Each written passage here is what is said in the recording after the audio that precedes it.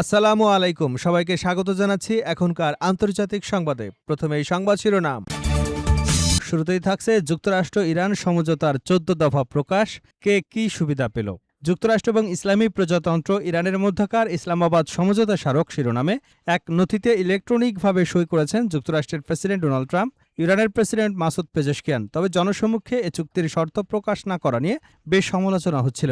এরই পরিপ্রেক্ষিতে যুক্তরাষ্ট্র এটি প্রকাশ করেছে। এবারে জানাবো, ইরানের জব্দ করা অর্থ ফেরত দেবে যুক্তরাষ্ট্র, বলেন ট্রাম্প। বুধবার G7 শীর্ষ সম্মেলন শেষে ফ্রান্সে এক সংবাদ সম্মেলনে ট্রাম্প একথা বলেন। তার মতে, ইরানের অর্থ ফেরত না দিলে ডলারে কেউ বিনিয়োগ করবে না। ট্রাম্প আরও বলেন, আমরা তাদের প্রচুর অর্থ জব্দ করে রেখেছি এবং তা আমাদের কাছে আছে। জানাবো, মন্ত্রী দিলীপ ঘোষের বক্তব্য নিয়ে তোলপাড় ইন্ডিয়ায়। বাংলাদেশ পাকিস্তানে চলে যান, ওখানে নামাজ পড়ুন, এই ভারতে এসব চলবে না। সরকার পাল্টে গেছে, লোকজনও পাল্টে গেছে, এগুলো বন্ধ করব বলে। জানিয়ে দেব, যুদ্ধ বন্ধে সমঝোতা স্মারকে স্বাক্ষর করলেন ট্রাম্প ও পেজেশকিয়ান। ১০০ দিনেরও বেশি সময় ধরে চলা সংঘাত বন্ধে যুক্তরাষ্ট্র ও ইরানের মধ্যে সমঝোতার স্মারকে আনুষ্ঠানিকভাবে সই হয়েছে। জানাবো, রাশিয়া থেকে ২১টি হেলিকপ্টার কিনছে ইরান। রাশিয়ার কাছ থেকে ২১টি Mi-171 হেলিকপ্টার কিনতে যাচ্ছে ইরান, যা ব্যবহৃত হবে ত্রাণ ও রসদ সরবরাহের কাজে। এবং সর্বশেষ জানাবো, পারমাণবিক অস্ত্র ইস্যুতে যুক্তরাষ্ট্রের শর্ত মেনে নিল ইরান। ইরান এবং যুক্তরাষ্ট্রের মধ্যে যুদ্ধ বন্ধে চূড়ান্ত সমঝোতা হয়েছে। যুক্তরাষ্ট্রের প্রেসিডেন্ট ডোনাল্ড ট্রাম্প এবং ইরানের প্রেসিডেন্ট মাসুদ পেজেশকিয়ান স্মারকে সই করার মাধ্যমে সেটি কার্যকর হয়। আল জাজিরা এবং CNN এর প্রতিবেদনে বলা হয়, পারমাণবিক অস্ত্র ইস্যুতে যুক্তরাষ্ট্রের শর্ত মেনে নেওয়ায় ট্রাম্প নমনীয় হন। চুক্তির প্রধান শর্তই এই ইস্যু। এতক্ষণ শুনছিলেন সংবাদ শিরোনাম, এখন বিস্তারিত। তার আগে আপনি যদি ইরানের পক্ষে থাকেন তাহলে চ্যানেলটি সাবস্ক্রাইব করে ভিডিওতে একটি লাইক দিন আর কমেন্টসে লিখুন স্ট্যান্ড উইথ ইরান। যুক্তরাষ্ট্র ইরান সমঝোতার ১৪ দফা প্রকাশ, কে কি সুবিধা পেল। যুক্তরাষ্ট্র ও ইসলামী প্রজাতন্ত্র ইরানের মধ্যকার ইসলামাবাদ সমঝোতা স্মারক শিরোনামে এক নথিতে ইলেকট্রনিকভাবে সই করেছেন যুক্তরাষ্ট্রের প্রেসিডেন্ট ডোনাল্ড ট্রাম্প এবং ইরানের প্রেসিডেন্ট মাসুদ পেজেশকিয়ান। তবে জনসম্মুখে এ চুক্তির শর্ত প্রকাশ না করা নিয়ে বেশ সমালোচনা হচ্ছিল। এর পরিপ্রেক্ষিতেই যুক্তরাষ্ট্র এটি প্রকাশ করেছে। মার্কিন প্রশাসনের এক ঊর্ধ্বতন কর্মকর্তা ১৪ দফার এই নথি আন্তর্জাতিক গণমাধ্যমের হাতে তুলে দেন। আল জাজিরা ও CNN এর প্রতিবেদনে বলা হয়েছে, সমঝোতা স্মারকটি স্বাক্ষরিত হওয়ার ফলে চুক্তির চূড়ান্ত শর্তাবলী নিয়ে আলোচনার জন্য ৬০ দিনের সময়সীমা শুরু হল। যুদ্ধের আনুষ্ঠানিক সমাপ্তি। ইরান, যুক্তরাষ্ট্র এবং তাদের মিত্ররা সমঝোতা স্মারকে স্বাক্ষরের সঙ্গে সঙ্গে সব ফ্রন্টে যুদ্ধের অবসান ঘোষণা করবে। এর মধ্যে লেবানন সহ সংশ্লিষ্ট যুদ্ধক্ষেত্র অন্তর্ভুক্ত থাকবে। দুপক্ষ ভবিষ্যতে একে অন্যের বিরুদ্ধে কোনো ধরনের সামরিক বা শত্রুতামূলক পদক্ষেপ গ্রহণ করবে না এবং বল প্রয়োগ বা বল প্রয়োগের হুমকি থেকেও বিরত থাকবে। দ্বিতীয় দফায় উভয় দেশ একে অন্যের সার্বভৌমত্ব এবং ভৌগোলিক অখণ্ডকে সম্মান করবার অঙ্গীকার করেছে। একই সঙ্গে একে অন্যের অভ্যন্তরীণ বিষয়ে হস্তক্ষেপ না করবার প্রতিশ্রুতিও দেওয়া হয়েছে। তৃতীয় দফায় বলা হয়েছে, সমঝোতা স্মারক স্বাক্ষরের পর সর্বোচ্চ ৬০ দিনের মধ্যে একটি পূর্ণাঙ্গ ও চূড়ান্ত নথি নিয়ে আলোচনা সম্পন্ন করবার চেষ্টা করা হবে। উভয় পক্ষের সম্মতিতে এই সময়সীমা বাড়ানো যেতে পারে। ৬০ দিনের সময়কালকে অনেক বিশ্লেষক সবচেয়ে গুরুত্বপূর্ণ ধাপ হিসেবে দেখছেন, কারণ এখানেই পারমাণবিক কর্মসূচি, নিষেধাজ্ঞা এবং নিরাপত্তা সংক্রান্ত জটিল বিষয়গুলো চূড়ান্ত সমাধানের পথ খোঁজা হবে।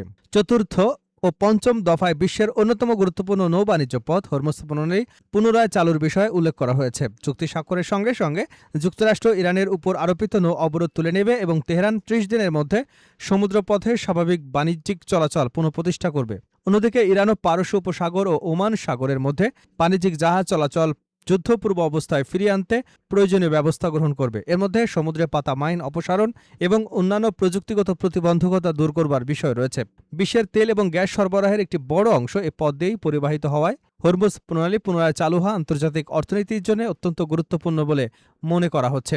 সমঝোতার অন্যতম আলোচিত বিষয় হল ইরানের অর্থনৈতিক পুনর্গঠন। ষষ্ঠ দফায় বলা হয়েছে, যুক্তরাষ্ট্র এবং তার আঞ্চলিক অংশীদাররা যৌথভাবে ইরানের পুনর্বাসন ও অর্থনৈতিক উন্নয়নের জন্য একটি বিস্তৃত পরিকল্পনা প্রণয়ন করবে। এই পরিকল্পনার জন্য কমপক্ষে $৩০০ বিলিয়ন অর্থায়নের নিশ্চয়তার কথা বলা হয়েছে। চূড়ান্ত চুক্তির অংশ হিসেবে এই তহবিল বাস্তবায়নের কাঠামো ৬০ দিনের মধ্যে কার্যকর করা হবে। যদি এই পরিকল্পনা বাস্তবায়িত হয় তবে এটি ইরানের অর্থনীতির জন্য যুগান্তকারী পরিবর্তন বয়ে আনতে পারে। সপ্তম দফায় যুক্তরাষ্ট্র ইরানের বিরুদ্ধে বর্তমান সব ধরনের নিষেধাজ্ঞা ধাপে ধাপে প্রত্যাহারের অঙ্গীকার করেছে। এর মধ্যে জাতিসংঘ নিরাপত্তা পরিষদের সিদ্ধান্ত, আন্তর্জাতিক পরমাণু শক্তি সংস্থার গভর্নর বোর্ডের সিদ্ধান্ত এবং যুক্তরাষ্ট্রের একতরফা আরোপিত প্রাথমিক ও গণ নিষেধাজ্ঞাও অন্তর্ভুক্ত থাকবে। খসড়ার ৮ম দফা ইরান পুনরায় ঘোষণা করেছে যে তারা কখনো পারমাণবিক অস্ত্র তৈরি করবে না, তবে সমৃদ্ধ ইউরেনিয়ামের ভবিষ্যৎ কি হবে সে বিষয়ে খসড়ার বিস্তারিত কিছু বলা হয়নি। নথিতে উল্লেখ করা হয়েছে যে এই বিষয়সহ পারমাণবিক কর্মসূচি সম্পর্কিত অন্যান্য জটিল প্রশ্ন চূড়ান্ত চুক্তির আলোচনায় নির্ধারিত হবে। ৯ম দফায় বলা হয়েছে, চূড়ান্ত চুক্তি না হওয়া পর্যন্ত ইরান তার বর্তমান পারমাণবিক কর্মসূচির অবস্থা অপরিবর্তিত রাখবে। একই সময়ে যুক্তরাষ্ট্র নতুন কোনো নিষেধাজ্ঞা আরোপ করবে না এবং অঞ্চলে অতিরিক্ত সামরিক শক্তিও মোতায়েন করবে না। ১০ম দফায় বলা হয়েছে, নিষেধাজ্ঞা পুরোপুরি প্রত্যাহারের আগ পর্যন্ত যুক্তরাষ্ট্রের অর্থ মন্ত্রণালয় ইরানের তেল, পেট্রোকেমিক্যাল পণ্য এবং সংশ্লিষ্ট ব্যাংকিং, বীমা ও পরিবহন সেবার জন্য বিশেষ অনুমোদন প্রদান করবে। এর ফলে ইরান আন্তর্জাতিক বাজারে পুনরায় তেল বিক্রির সুযোগ পাবে। একাদশ দফায় বলা হয়েছে, আলোচনার অগ্রগতির ভিত্তিতে ইরানের জব্দ বা স্থগিত থাকা অর্থ সম্পদ ধাপে ধাপে মুক্ত করে দেওয়া হবে এবং এই অর্থ ইরানের কেন্দ্রীয় ব্যাংকের নির্দেশনা অনুযায়ী ব্যবহার করা যাবে এবং রাষ্ট্রীয় প্রয়োজনীয় অনুমোদন ও লাইসেন্স প্রদান করবে। দ্বাদশ দফায় চূড়ান্ত চুক্তির বাস্তবায়ন পর্যবেক্ষণের জন্য একটি বিশেষ তদারকি ব্যবস্থা গঠনের কথা বলা হয়েছে। ত্রয়োদশ দফায় বলা হয়েছে, এই সমঝোতা স্বাক্ষরের পর ৪, ৫, ১০ এবং ১১ দফার বাস্তবায়ন শুরু হলে ইরান এবং যুক্তরাষ্ট্র চূড়ান্ত চুক্তির দিকে অগ্রসর হবে। সবশেষে চতুর্দশ দফায় বলা হয়েছে, চূড়ান্ত চুক্তিটি জাতিসংঘ নিরাপত্তা পরিষদের একটি বাধ্যতামূলক প্রস্তাবের মাধ্যমে অনুমোদিত হবে। এতে চুক্তিটি আন্তর্জাতিক আইনি ভিত্তি পাবে এবং উভয় পক্ষের উপর এক বাস্তবায়নের বাধ্যবাধকতা আরও শক্তিশালী হবে। ইরানের জব্দ করা অর্থ ফেরত দেবে যুক্তরাষ্ট্র, ডোনাল্ড ট্রাম্প। মার্কিন প্রেসিডেন্ট ডোনাল্ড ট্রাম্প বলেছেন, ইরানের জব্দ করা অর্থ ফেরত দেবে যুক্তরাষ্ট্র। বুধবার G7 শীর্ষ সম্মেলন শেষে ফ্রান্সে এক সংবাদ সম্মেলনে ট্রাম্প এ কথা বলেন। তার মতে, ইরানের অর্থ ফেরত না দিলে ডলারে কেউ বিনিয়োগ করবে না।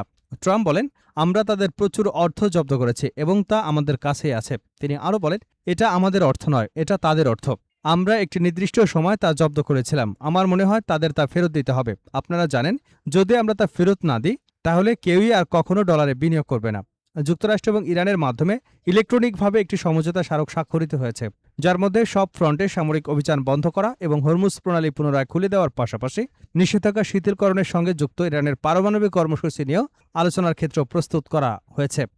চুক্তি অনুসারে যুক্তরাষ্ট্র আঞ্চলিক অংশীদারদের সঙ্গে মিলে ইরানের পুনর্গঠন এবং অর্থনৈতিক উন্নয়নের জন্য কমপক্ষে $300 বিলিয়ন একটি সুনির্দিষ্ট পারস্পরিকভাবে সম্মত পরিকল্পনা তৈরি করতে অঙ্গীকারবদ্ধ। তিনি বলেন, আমরা কোনো অর্থ দিচ্ছি না, তারা সঠিকভাবে আচরণ করলে কেবল এটি সম্ভব। তারা যদি সঠিকভাবে চলে এবং কেউ বিনিয়োগ করতে চায় তাহলে বিনিয়োগ করতে পারবে। এই $300 বিলিয়ন তহবিলও সেই সঙ্গে সম্পর্কিত।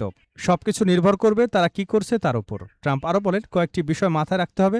যখন আপনারা $বিলিয়ন কথা বলেন তখন মনে রাখতে হবে তাদের $1 ট্রিলিয়ন বেশি ক্ষতি হয়েছে।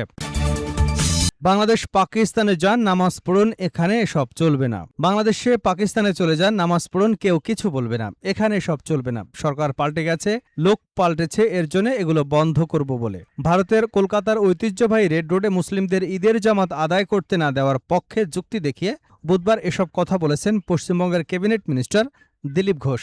আগামী ২১শে জুন আন্তর্জাতিক যোগ দিবস উপলক্ষে কলকাতায় আসছেন ভারতের প্রধানমন্ত্রী নরেন্দ্র মোদী।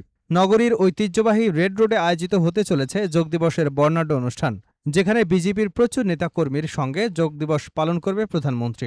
সেই অনুষ্ঠানে উপস্থিত থাকবেন পশ্চিমবঙ্গের মুখ্যমন্ত্রী শুভেন্দু অধিকারী সহ রাজ্যের মন্ত্রীরা, যার কারণে গত ১৪ই জুন থেকে আগামী ২১শে জুন পর্যন্ত অর্থাৎ এই ৭ দিন রেড রোড বন্ধ থাকবে। এছাড়া নিরাপত্তার কারণে সংলগ্ন কিছু রাস্তা বেশ কিছু সময়ের জন্য সম্পূর্ণ বন্ধ রাখার সিদ্ধান্ত নিয়েছে কলকাতা পুলিশ। আর এই সিদ্ধান্তকে কেন্দ্র করেই এবার রাজ্য রাজনীতিতে নতুন বিতর্কের সৃষ্টি হয়েছে। একাংশ মহল থেকে প্রশ্ন তোলা হয়েছে, বর্তমান সরকার যেখানে রাস্তায় নামাজ পড়ার উপর নিষেধাজ্ঞা জারি করেছে, সেখানে কোন যুক্তিতে কলকাতার ব্যস্ততম রাস্তা রেড রোড ৭ দিনের জন্য বন্ধ করা হলো? তবে এই বন্ধ রাখার সিদ্ধান্তকে সম্পূর্ণ সমর্থন করেছেন রাজ্যের মন্ত্রী দিলীপ ঘোষ। তিনি বলেন, প্রধানমন্ত্রী এলে তো সব রাস্তাই বন্ধ হয়, খালি রেড রোড কেন? উনি যেখানেই যাবেন নিরাপত্তার কারণে সে রাস্তা বন্ধ হবে। যেখানে যান চলাচল কম সেখানে করা হয়েছে।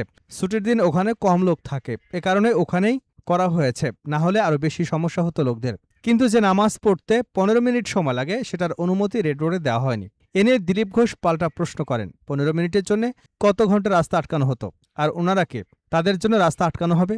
প্রধানমন্ত্রীর জন্য রাস্তা বন্ধ থাকবে, মুখ্যমন্ত্রীর জন্য রাস্তা বন্ধ থাকবে, এটা ঠিক আছে। বছরে একবার উনি আসেন, কত বছর পর আসছেন?